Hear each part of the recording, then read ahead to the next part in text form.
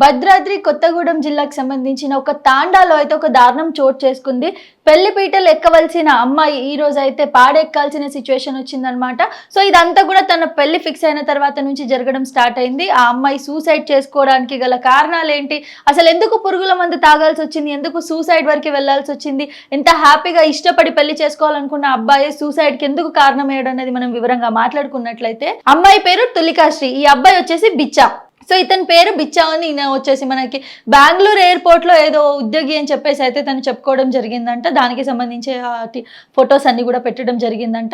వీళ్ళ సైడ్ నుంచి అబ్బాయి వాళ్ళ సైడ్ నుంచి అమ్మాయికి వీళ్ళకి సంబంధం అనేది వచ్చిన తర్వాత వాళ్ళకి ఏం తెలిసిందంటే, అబ్బాయి చెప్పడం జరిగిందంటే, ఇది వరకు కూడా నాకు ఇంతకు ముందు ఒక 5 నుంచి 6 సంబంధాలు ఇలాగే వచ్చాయి, ఎంగేజ్మెంట్ అయిపోయిన తర్వాత మళ్ళీ ఏదో ఒక విధంగా అమ్మాయి చేసుకోనని చెప్పి పెళ్లి కార్డ్స్ కూడా మనకి ప్రింట్ అయిపోయిన తర్వాత చేసుకోనని చెప్పేసి తెలిపడం జరిగిందని చెప్పడం జరిగింది. చెప్పిన తర్వాత అంతా బాగానే ఉంది. వీళ్ళే ఇంకా ఈ అబ్బాయి కూడా స్టార్టింగ్ లో పెళ్లి చూపులు అప్పుడు ఏమని డిమాండ్ చేశాడంటే, నేను మీ ఇంటికి రాను, మీరే మా ఇంటికి రండి, పిల్లని చేసుకునేది నేను కాబట్టి మా ఇల్లు ఇవన్నీ చూసాక మీకు ఒక క్లారిటీ వస్తుందని అయితే తను చెప్పడం జరిగిందంట. చెప్పిన తర్వాత ఒక 18 మందిని తీసుకొని అయితే అమ్మాయి సైడ్ వాళ్ళు పెళ్లి చూపులకు వెళ్ళడం జరిగింది. వెళ్ళిన తర్వాత అమ్మాయి బాగానే ఉంది, అందరూ బాగున్నారు, ఇంట్లో అంతా ఫ్యామిలీ ఓకే అని ఓకే చేసుకున్నారు. సంబంధం చేసుకున్న తర్వాత సరే ఎంగేజ్మెంట్ చేసుకుందామని అనుకుని ఎంగేజ్మెంట్ కి కూడా అంతా రెడీ అయిపోయారు. ఎంగేజ్మెంట్ చేసుకుందాము అని అనుకునే క్రమంలో సరేలే ఇంకా ఏం చేస్తాము, ఓకే అంతా అయిపోయింది, ఇద్దరు అయిపోయింది, కట్నాల విషయాలు మాట్లాడుకుందాం అని అనుకున్న క్రమంలో కట్నం కూడా నేను ఏం ఎక్స్పెక్ట్ చేయట్లేదు, బట్ ఇప్పుడు నా ఇల్లు కన్స్ట్రక్షన్ లో ఉంది, నాకు ఒక 2 lakhs అయితే కావాలి, ప్రెసెంట్ 2 లక్షలతో నేను అది మొత్తం అంతా కూడా మంచిగా చేయించేస్తాను, కన్స్ట్రక్షన్ ఏదైతే ఉందో కంప్లీట్ చేయించిన తర్వాత మీ కూతురు వచ్చి మా ఇంట్లో ఉండడానికి ఎలాంటి డిస్టర్బెన్స్ ఉండదు, తనకు అన్ని కంఫర్ట్స్ ఉంటాయని అయితే అబ్బాయి చెప్పడం జరిగిందంట. సరేలే పెళ్లి చేసుకుంటాడు కదా, ఇంటికి వచ్చి అల్లుడే కదా అని చెప్పేసి, నాకు తెలిసి వీళ్ళు మిడిల్ క్లాస్ ఫ్యామిలీ ఉన్నారు. సో అతను బెంగళూరు ఎయిర్పోర్ట్ లో చేస్తాడని చెప్పి అతను ఒక 4 మంచి ఫొటోస్ పెట్టేసరికి వీళ్ళు అరే అబ్బాయి మంచోడు ఉన్నాడు, మంచి ఉన్నోడు ఉన్నట్టున్నాడు అని చెప్పి పిల్లని ఇచ్చేయడానికి రెడీ అయిపోయారు. ఈ మధ్య కాలంలో కామన్ గా జరుగుతుంది ఏంటంటే, అరేంజ్ మ్యారేజెస్ లో, లవ్ మ్యారేజ్ అంటే పర్లేదు ఎంతో కొంత తెలిసి ఉంటది, కానీ అరేంజ్ మ్యారేజెస్ లో వెనక ముందు ఏం తెలుసుకోకుండా ఇంత బిజినెస్ ఉందా, ఈ కారు ఉందా, ఇంత సంపాదిస్తున్నాడా, వాడు చెప్పాడో వీళ్ళు వెళ్ళిపోయి పిల్లని ఇచ్చేసారా. స్టిల్ ఊర్లలో జరుగుతుంది. ఇప్పుడు ప్రెసెంట్ సిటీస్ లో ఎలా అయిపోయిందంటే చాలా అప్డేటెడ్ అయిపోయారు కాబట్టి ఇటు వీళ్ళ తరాల గురించి అటు వాళ్ళ తరాల గురించి అన్ని తెలుసుకొని ఎన్ని విధాలుగా ఏంటి అని చెప్పేసి అయితే అన్ని తెలుసుకొని ఒకవేళ అరేంజ్ మ్యారేజ్ అయితే ఒక సంబంధం వీళ్ళైతే ఫిక్స్ చేస్తున్నారు. Maximum to maximum love marriages అవుతున్నాయి, బట్ ఎక్కడో ఒక చోట ఇప్పుడు కూడా అరేంజ్ మ్యారేజెస్ కి ప్రిఫరెన్స్ ఇస్తున్నారు. ఊర్లలో అయితే ఖచ్చితంగా అరేంజ్ మ్యారేజ్ కి ప్రిఫరెన్స్ ఇస్తున్నారు కాబట్టి ఇలాంటి సిచ్యువేషన్స్ జరిగే అవకాశాలు ఎక్కువగా ఉన్నాయి. ఈ మధ్య కాలంలో మనం చాలా చూసాము, మ్యాట్రిమోనీ యాప్స్ అని, మ్యారేజ్ బ్యూరోస్ అని, ఇలాంటి వాటిలో కూడా వాళ్ళ ప్రొఫైల్ ఒకటి ఉంటుంది, అక్కడ తీరా చూస్తే మనిషి ఒకళ్ళు ఉంటారు, అండ్ ప్రొఫైల్లో ఇన్ని ఆస్తులు ఇవన్నీ రాసేసి ఉంటుంది. సర్లే ఓకే అని చెప్పేసి పెళ్లి చేసుకున్న తర్వాత వాళ్ళకి ఏ ఒక్క ఉండదు, ఏమి ఉండదు, అసలు ఒక ఫ్లాట్ కాదు కదా, ఒక సొంత ఇల్లు కూడా ఉండదు, వాడికి సరైన జాబ్ కూడా ఉండదు. ఇలాంటి సిచ్యువేషన్స్ అన్ని చూస్తున్నా కూడా అసలు వాళ్ళ ఆ ఫ్యామిలీ, తులికాశ్రీ వాళ్ళ ఫ్యామిలీ అసలు ఎందుకు అతనికి అంత అట్రాక్ట్ అయ్యారో తెలియలేకపోతుంది.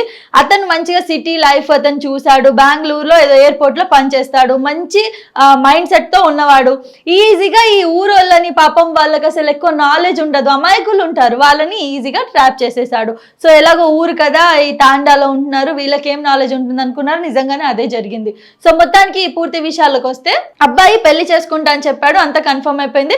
2 lakh rupees నాకు కావాలి, నేను కన్స్ట్రక్షన్ చేయించి మీ కూతురు నా ఇంట్లో పెడతాను, సో తన కంఫర్ట్ ఉంటుంది అనేసరికి వీళ్ళు అయ్యో పాపం అడుగుతున్నాడు కదా మన అల్లుడని కదా అని చెప్పేసి ఎలాంటి ప్రూఫ్స్ లేకుండా ఒకవేళ బాండ్ పేపర్ మీద సైన్ చేయి 2 lakhs తీసుకున్నట్టు అని అడిగితే ఎక్కడ అల్లుడు హర్ట్ అవుతాడో, ఏం జరగకముందే అల్లుడని ఫిక్స్ అయిపోయారు అబ్బాయిని, ఏం జరుగుతుందో మళ్ళీ ఏమైనా ఫీల్ అవుతాడేమో అని చెప్పి సైన్ చేయమంటే ఈజీగా ఏమి చెప్పకుండా ఏం చేయకుండా అతను 2 lakhs అడగగానే వీళ్ళు తీసుకెళ్ళైతే అతను చేతిలో పెట్టేశారు. సో 2 lakhs తీసుకున్నాడు. తీసుకున్న తర్వాత ఇతను ఏం చేశాడు అని అంటే, నాకు ఒకటే బామ్మర్ది ఉన్నాడు, ఆ బామ్మర్ది బర్త్డే ఉంది, ఖచ్చితంగా మేము వెళ్ళి చెయ్యాలి అని చెప్పేసి చెప్పడం జరిగింది. మాకు తులికాశ్రీని కూడా నాతో పాటు పంపించండి అని చెప్పడం జరిగిందంట. 3 days ముందు నుంచే ఒప్పియడానికి ట్రై చేస్తా ఉన్నాడంట.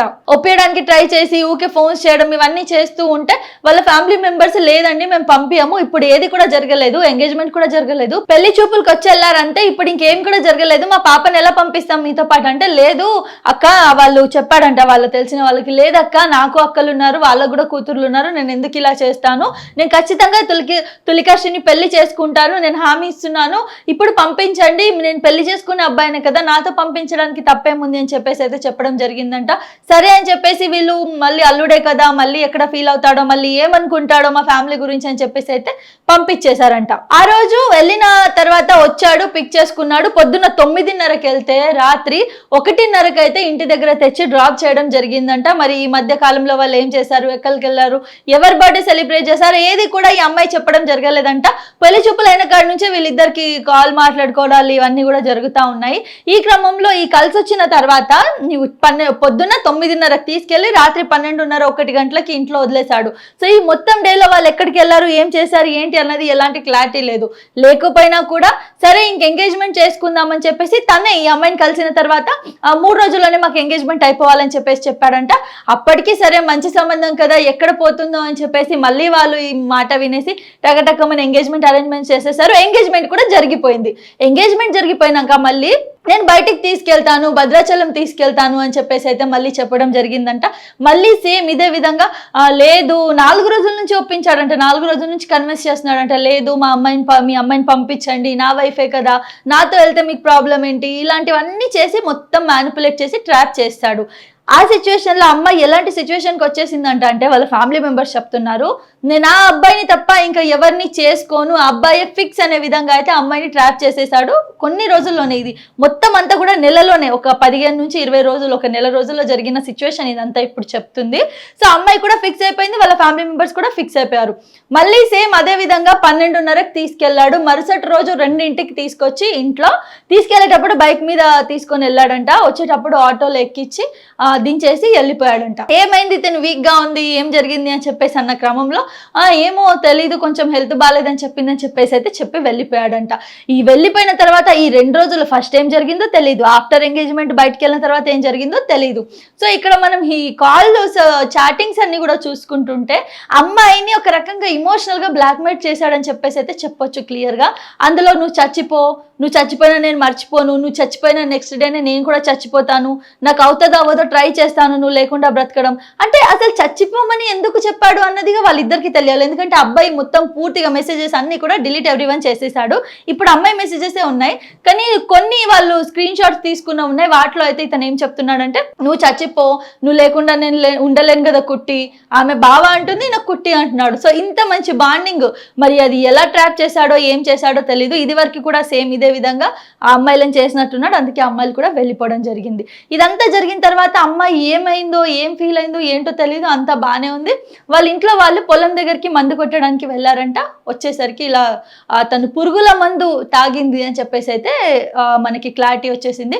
పురుగుల మందు తాగిన తర్వాత హాస్పిటల్ తీసుకెళ్తే 7 రోజుల పాటు చికిత్స పొందుతూ తను హాస్పిటల్లోనే మరణించడం జరిగింది. సో ఇదంతా చూస్తూ ఉంటే ఒక మనిషిని మనం ఈజీగా నమ్మలేమని కూడా చెప్పొచ్చు.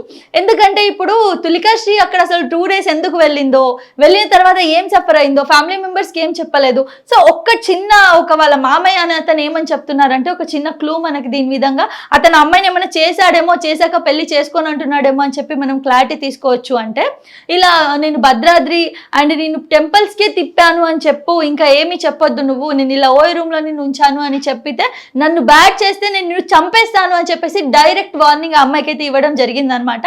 సో నాకు తెలిసి ఆ అమ్మాయి పాపం చిన్న ఏజ్, అసలు అమ్మాయికి అంతగా మెచ్యూరిటీ లేదు. ఇప్పుడు ఇది ఒక సిచ్యువేషన్ నా లైఫ్లో జరిగింది, ఈ సిచ్యువేషన్ని నేను ఎలా హ్యాండిల్ చేయాలో కూడా అమ్మాయికి తెలియదు, అసలు క్లారిటీ లేదు. చిన్న అమ్మాయి ఏదో అట్రాక్ట్ అయిపోయింది అబ్బాయికి, ఇంట్లో వాళ్ళు ఓకే అనేసారు, ఎంగేజ్మెంట్ చేసేసారు, ఇంకా అతన్ని హస్బెండ్ అని ఊహించుకుంది. ఇప్పుడు సడన్గా ఆమెతో ఏమైనా చేశాడేమో, ఎందుకంటే ఓయో రూమ్లో తీసుకెళ్ళాడు అని అంటే ఆ అబ్బాయి ఉద్దేశాలు కరెక్ట్గా లేవని మనకి క్లారిటీగా అర్థమవుతుంది. ఓయో రూమ్ తీసుకెళ్ళిన తర్వాత ఏం చేశాడో, మళ్ళీ భద్రాద్రి టెంపుల్ వెళ్ళామని చెప్పాలి మీ ఇంట్లో వాళ్ళకి, బ్యాడ్గా చెప్తే అసలు నేను ఊరుకునేదే లేదు, నేను చంపేస్తాను అని చెప్పడము. ఇదంతా జరిగిన తర్వాత కూడా అమ్మాయి హాస్పిటల్లో ఉంటే కూడా కనీసం చూడడానికి కూడా రాలేదంట. వస్తున్నాను ఇప్పుడు జడ్జి గారు ఎప్పుడైతే హాస్పిటల్కి వెళ్తున్నారో ఆ కేసుకి సంబంధించి డీటెయిల్స్ అన్ని తీసుకోవడానికి ఏం జరిగింది ఏంటి అని, వస్తున్నానని నేను వదులుకుంటానా కన్నా వస్తున్నా, మాటికి ఫోన్ స్విచ్ ఆఫ్ అయిపోతుంది, దారిలో ఉన్నాను చెప్పాడంటే, మళ్ళీ చనిపోయినా కూడా అసలు అబ్బాయి రానే లేదంట. సో మొత్తానికి చూసుకున్నట్లయితే మొత్తం అంతా కూడా పెళ్లి కొడుకే చేశాడని చెప్పేసి మనకు క్లారిటీగా అర్థమవుతుంది. ఇప్పుడు కూడా ఉన్న పిచ్చి జనాలకి ఏం చెప్తామంటే, కొంచెం చూసుకోండి, ఇప్పుడు జనాలను ఎవరిని నమ్మడానికి లేదు. ఈవెన్ మన పక్కనున్న మనుషులే మనకి ఏదో ఒక రకంగా ద్రోహం చేసే అవకాశాలు ఉన్నాయి. కాబట్టి మీరు ఆలోచించండి, పెళ్లి చేసి లైఫ్ లాంగ్ మీరు మీ అమ్మాయిని వాళ్ళ ఇంటికి పంపిస్తున్నారంటే కొంచెం గమనించండి, కొంచెం టైం తీసుకోండి. ఇప్పుడు ఏమంత అయిపోదు, ఇన్ని సంవత్సరాల నుంచి ఉన్నామే, ఇంకొక 1 ఇయర్, ఒక 1.5 ఇయర్ లేట్ అయితే ఏమీ పడిపోదు కదా. ఆలోచించండి. ఏదో ఫారెన్ అబ్బాయిలు వచ్చేసారు, మంచి ఆస్తులున్న అబ్బాయిలు వచ్చేసారు, వాళ్ళ బ్యాక్గ్రౌండ్ ఏంటి, వాళ్ళు ఏం చేస్తారు, వాళ్ళు ఎవరితో తిరుగుతారు, తాగుతారా, ఫ్రెండ్ సర్కిల్ ఎలా ఉంది, ఏం తెలుసుకోకుండా టక్కుమని ఆ మంచి సంబంధం అనుకుని డబ్బులు ఉంటే చాలని చెప్పేసి అయితే అసలు ఆశపడకండి. డబ్బులు లేకుండా మంచిగా ఉంటే మీ అమ్మాయిలు లైఫ్ లాంగ్ మంచిగా ఉంటారు. చిన్న వాళ్ళ ఫ్యామిలీ జస్ట్ బెంగళూరులో ఎయిర్పోర్ట్ లో జాబ్ చేస్తాడన్న ఒక రీజన్ కి వాళ్ళ ఫ్యామిలీ తీసుకున్న ఒక చిన్న డిసిజన్ పెళ్లి చేద్దామని, ఆ చిన్న డిసిజన్ కి అయినా వీళ్ళ ఫ్యామిలీ కూడా ఎలా అయిపోయిందంటే 6 సేమ్ ఇదే విధంగా ఎంగేజ్మెంట్ అయిన తర్వాత పెళ్లి పత్రికలు కూడా కొట్టించిన తర్వాత వద్దు అనుకొని వెళ్ళిపోయారని తెలిసాక కూడా ఎందుకు వెళ్ళిపోయారు ఏంటి అని ఆ ఫ్యామిలీ వాళ్ళని కానివ్వండి, ఆ అమ్మాయి వాళ్ళని సంప్రదించి కనుక్కోవడం కాకుండా డైరెక్ట్ గా పెళ్లి చేసి ఇచ్చేయడానికి ఓకే అయిపోయారు. ఎందుకంటే జస్ట్ ఫైనాన్షియల్ స్టేబిలిటీ ఉంది అబ్బాయికి కాబట్టి. సో ఆ ఒక్క రీజన్ వల్ల ఈ రోజు తులికాశ్రీ మన మధ్య లేకుండా పోయింది, తన ప్రాణాలని కోల్పోయింది. సో మొత్తానికైతే ఈ కేసులో మనకి క్లియర్ గా అర్థమవుతుంది, పెళ్లి కొడుకు వల్లే తను చనిపోయింది, తను ఏదో ఒక విధంగా అయితే బ్లాక్మెయిల్ చేశాడు ఎమోషనల్ గా తనని, పెళ్లి చేసుకోను అని చెప్పాడు, తనని బయటికి తీసుకెళ్లి తనతో తిరిగి మళ్ళీ తర్వాత తనని పెళ్లి చేసుకోనని చెప్పడంతోనే చనిపోయిందని చెప్పేసి అయితే మనకు క్లారిటీ వస్తా ఉంది. మరి ఈ న్యూస్ గురించి మీరేమనుకుంటున్నారో కామెంట్ రూపంలో అయితే తెలియజేయండి.